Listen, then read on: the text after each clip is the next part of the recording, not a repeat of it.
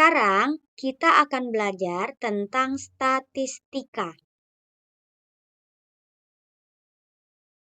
Kita lihat di sini tujuan pembelajarannya, yaitu menentukan ukuran pemusatan data, menentukan ukuran penyebaran data, menyelesaikan masalah sehari-hari yang berkaitan dengan ukuran pemusatan data, lalu menyelesaikan masalah sehari-hari yang berkaitan dengan ukuran penyebaran data.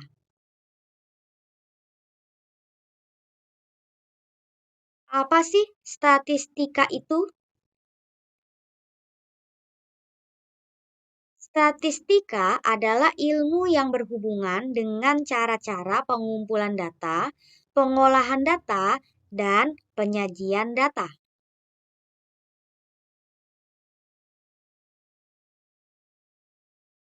Bagian penting statistika yaitu pemusatan data dan penyebaran data.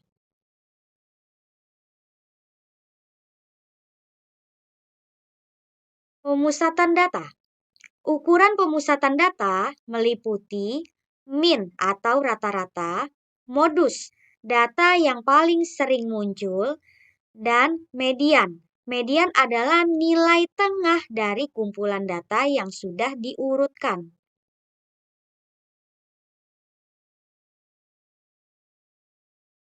Sekarang kita belajar tentang min atau rata-rata.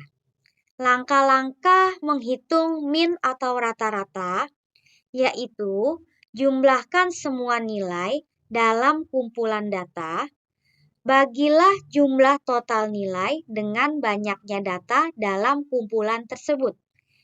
Contoh, perhatikan kumpulan data berikut: 15, 16, 19, 12, 14, 17, 18, 11. Tentukan min atau rata-rata dari data tersebut. Nah, sekarang kita jawab ya. Di sini kita lihat dulu rumus dari min atau rata-rata. Rumus dari min itu sama dengan sigma X per F. Nah, sigma X ini artinya banyaknya data ya, jumlah dari semua data. Lalu F ini adalah frekuensi, yaitu banyaknya data. Nah, nanti data yang ada di sini kita jumlah semua nih. Habis itu kita bagi dengan banyaknya data yang ada di sini. Nah, berarti sama dengan, ini kita jumlahin semua ya. Habis itu kita bagi dengan frekuensinya. Frekuensinya kita hitung di sini ya. 1, 2, 3, 4, 5, 6, 7, 8. Nah, berarti frekuensinya adalah 8. 15 ditambah 16 ditambah 19 ditambah 12 ditambah 14 ditambah 17 ditambah 18 ditambah 11 sama dengan 122. 122 dibagi 8 sama dengan 15,25. Nah, berarti min atau rata-ratanya adalah 15,25.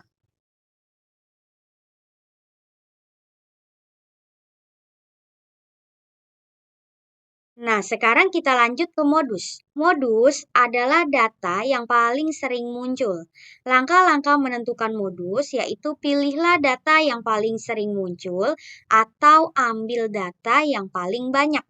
Contoh, perhatikan kumpulan data berikut. Datanya di sini ada 80, 60, 95, 80, 85, 70, 65. Tentukan modus dari data tersebut. Nah, sekarang kita jawab. Di sini, untuk menentukan modus, berarti kan katanya di sini yang paling sering muncul atau data yang paling banyak. Nah, berarti kita pilih di sini yang paling banyak adalah 80 ya, karena 80 ini ada 2 nih, berarti modusnya adalah 80.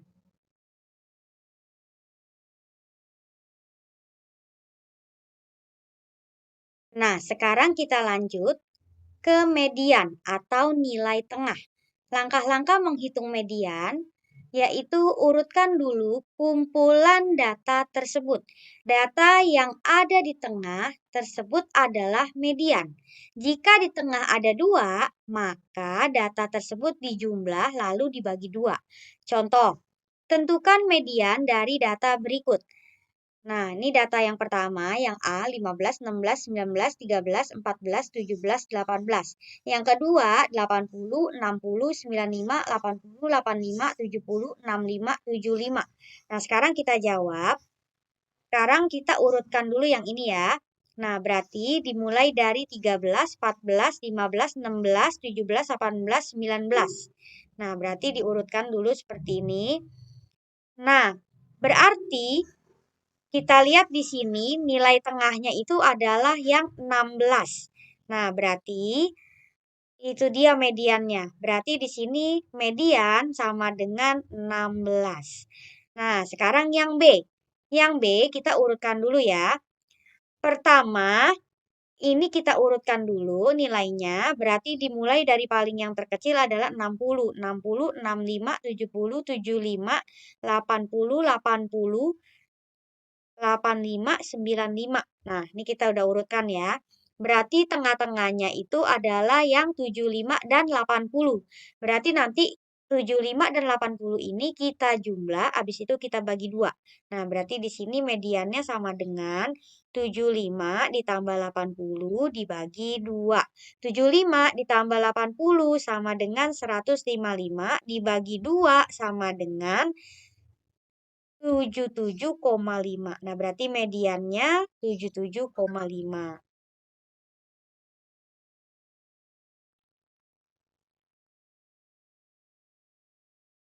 Kita lanjut ke penyebaran data.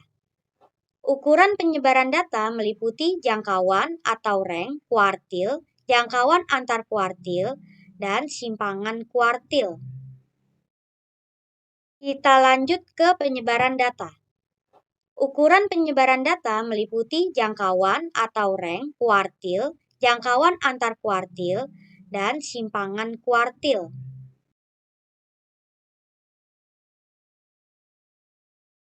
Yang pertama ada jangkauan atau rank. Langkah-langkah menghitung jangkauan atau rank yaitu yang pertama temukan nilai terbesar atau maksimum pada data. Lalu temukan nilai terkecil atau minimum pada data.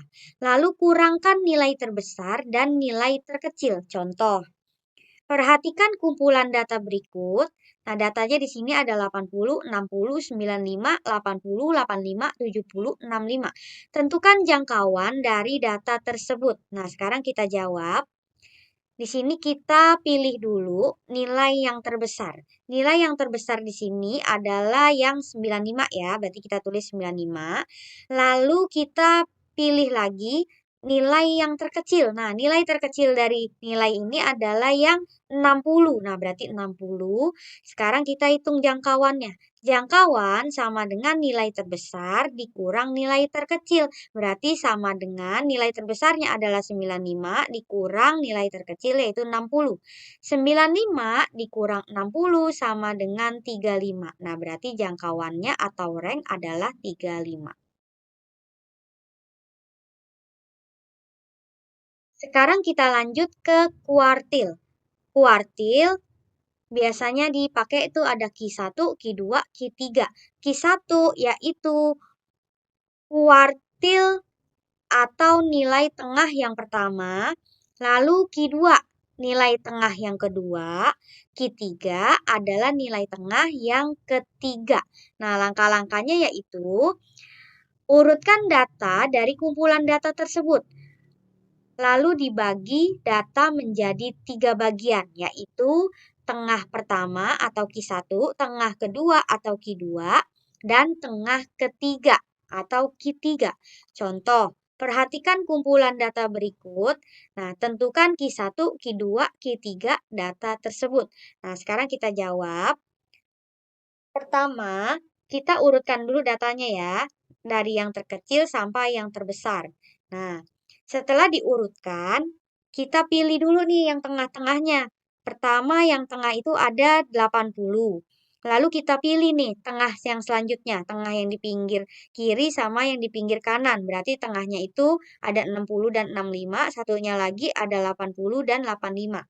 Nah, yang 60 sama 65 ini itu adalah Q1, Yang 80 ini adalah Q2, yang 80 sama 85 itu adalah Q3. Nah, cara ngitungnya berarti kalau yang ada dua datanya ini, pertama kita jumlah terus kita bagi dua ya. Berarti Q1 sama dengan 60 ditambah 65 dibagi 2 sama dengan 60 ditambah 65 sama dengan 125 dibagi 2 sama dengan 62,5. Nah, berarti Q1-nya adalah 62,5. Sekarang kita hitung lagi yang Q2. Q2 yang ini ya, berarti sama dengan 80. Karena dia datanya cuma satu, jadi tinggal kita tulis saja 80. Berarti Q2-nya adalah 80. Sekarang kita hitung lagi yang Q3. Q3 berarti yang 80 sama 85. Berarti 80 ditambah 85 dibagi 2 sama dengan 80 ditambah 85 sama dengan 165 dibagi 2 sama dengan 82,5. Berarti Q3-nya adalah 82,5.